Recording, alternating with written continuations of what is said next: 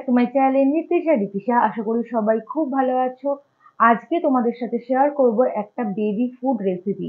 বেবিরা 6 মাস হওয়ার পর থেকে তোমরা এই রেসিপিটা বেবিদেরকে দিতে পারবে। সেটি হলো আপেল রাইস পরিস, যেটা বেবিরা খুব সহজেই হজম করে নিতে পারে। আর এটা বেবিদের ডেভেলপমেন্টে খুব সাহায্য করে, বেবিদের ওয়েট গেইন করতে সাহায্য করে এবং বেবিদের রোগ প্রতিরোধ ক্ষমতাটাকে বাড়িয়ে তোলে। তো চলো রেসিপিটা আগে আমরা দেখে নিই। রেসিপিটি বানানোর জন্য আমি প্রথমে নিয়েছি দুটো আমন্ড, সেটা আমি 1 ঘন্টার জন্য জলে ভিজিয়ে রাখবো। আমন্ডে আছে ভিটামিন ই, প্রোটিন, ফাইবার, যা বেবিদের ওয়েট গেইন করতে অনেক বেশি হেল্প করে।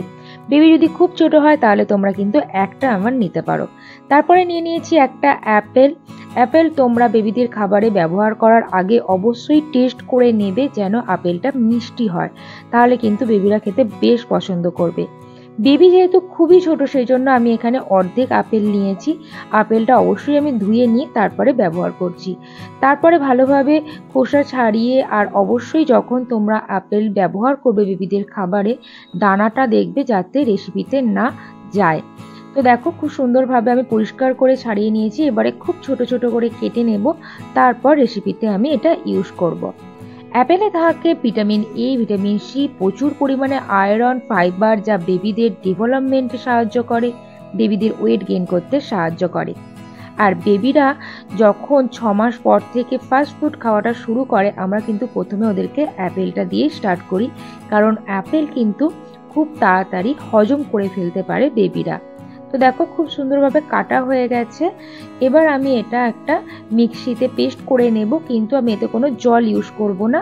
আর যে আমন্ডগুলো ভিজিয়ে রেখেছিলাম খোসা ছাড়িয়ে, তারপরে আমি এটা ব্যবহার করছি। অবশ্যই তোমরা আমন্ডের খোসা ছাড়িয়ে তারপরে বেবিদের খাবারে ব্যবহার করবে। দেখো খুব সুন্দর পেস্ট হয়ে গেছে। এরপর আমি একটা প্যান নিয়েছি আর তাতে নিয়ে নিয়েছি 2 চামচ মতন রাইস পাউডার। রাইস পাউডার কিভাবে বানাবে সেটাও আমি তোমাদের সাথে শেয়ার করব। তার আগে দেখো আমি এখানে 1 কাপ মতো জল নিয়েছি, আর 1 কাপ মতো জল নিয়ে এটা লো ফ্লেমে রেখে ভালোভাবে কুক করে নেব। তোমরা চাইলে কিন্তু ভাত আর অ্যাপেল একসাথে সিটি দিয়ে তারপরেও এই রেসিপিটা বানাতে পারো। রাইস পাউডারটা বানানোর কারণ হলো, তোমরা যখনই ছোট্ট বেবিদের জন্য কোনো কিছু তৈরি করবে খুব সহজেই বানিয়ে নিতে পারবে, পরিমাণটা বেশি হবে না।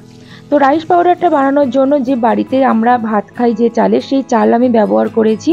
আর দেখো খুব ভালোভাবে পরিষ্কার জলে ধুয়ে নিচ্ছি। 2 বার থেকে 3 বার খুব পরিষ্কার জলে ধুয়ে নেবে। তারপর একটা পরিষ্কার কাপড়ের মধ্যে এই চালগুলো শুকনো করে নেবে।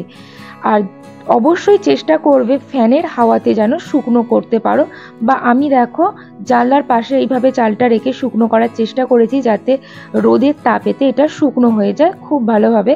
অনেকক্ষণ ধরে এটা খুব ভালোভাবে শুকনো করে নেবে। বাইরে রোদের মধ্যে দিলে কিন্তু পাখিতে মুখ দিতে পারে বা ধুলো বালিও এর সাথে পড়তে পারে। তো দেখো শুকনো হয়ে গেছে, কত ঝরঝরে হয়ে গেছে। এবার আমি এটা একটা মিক্সিতে দেব, এবং মিক্সিতে দেওয়ার পর একটা খুব সুন্দর একটা পাউডার বানিয়ে নেব। অবশ্যই তোমরাও এটা স্টোর করে রেখো, কারণ যখনই বেবিদের কোনো রেসিপি তোমরা তৈরি করবে অনেকটা হেল্পফুল হবে। তো দেখো কত সুন্দর পাউডার হয়ে গেছে। আর এইদিকেও দেখো আমি যে রেসিপিটা বানাচ্ছিলাম সেই রাইসটাও কুক হয়ে গেছে আর কতটা ঘন হয়ে গেছে। এরপর আমি এর সাথে অ্যাড করব অ্যাপেল আর আমন্ডের যে পেস্টটা বানিয়ে রেখেছিলাম, সেই পেস্টটা এর সাথে আমি অ্যাড করব। দেখো এই পেস্টের সঙ্গে অ্যাড করে দিয়ে আরও 3 থেকে 5 মিনিট মতন তোমরা কুক করে নেবে, যাতে অ্যাপেলটাও খুব সুন্দরভাবে রাইসের সাথে মিশে যায়।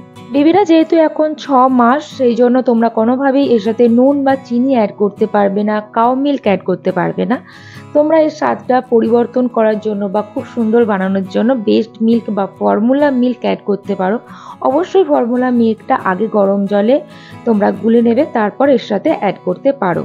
আপেলটা যেহেতু অনেকটাই মিষ্টি ছিল, সেই জন্য আমি এখানে কোনো কিছুই অ্যাড করিনি। তো দেখো কত সুন্দর তৈরি হয়ে গেছে অ্যাপেল রাইস। এটা খুবই হেলদি আর এটা খুবই সহজপাচ্য, বেবিরা খুব সহজে এটা হজম করে নেয়। আর যেহেতু এটাতে অ্যাপেল দেওয়া আছে, কিন্তু এটা তোমরা বেশিক্ষণ রেখে দেবে না, যখন বানাচ্ছ ঠান্ডা করে, অবশ্যই ঠান্ডা করে তারপরে বেবিদেরকে সেটা দেবে। আর এর সাথে আমি অ্যাড করছি দেখো একটা ছোট চামচে 1 চামচ ঘি। ঘি বেবিদের জন্য খুবই ভালো, ওয়েট গেইন করতে অনেক সাহায্য করে আর বেশ টেস্টিও হয়। ভিডিওটা এখানেই শেষ করছি। তোমাদের কেমন লাগলো অবশ্যই কমেন্ট করে জানিও, ভালো লাগলে লাইক করো আর অনেক মাম্মিসদের সঙ্গে ভিডিওটা শেয়ার করো, তাতে ওরাও অনেক হেল্প পায়। আর যারা যারা ভিডিওটা এখনো সাবস্ক্রাইব করোনি প্লিজ প্লিজ আমার চ্যানেলটা সাবস্ক্রাইব করে দিও আরও এই ধরনের নতুন নতুন ভিডিও পেতে। সকলে ভালো থেকো, সুস্থ থেকো আর বেবিদেরকেও সুস্থ রেখো।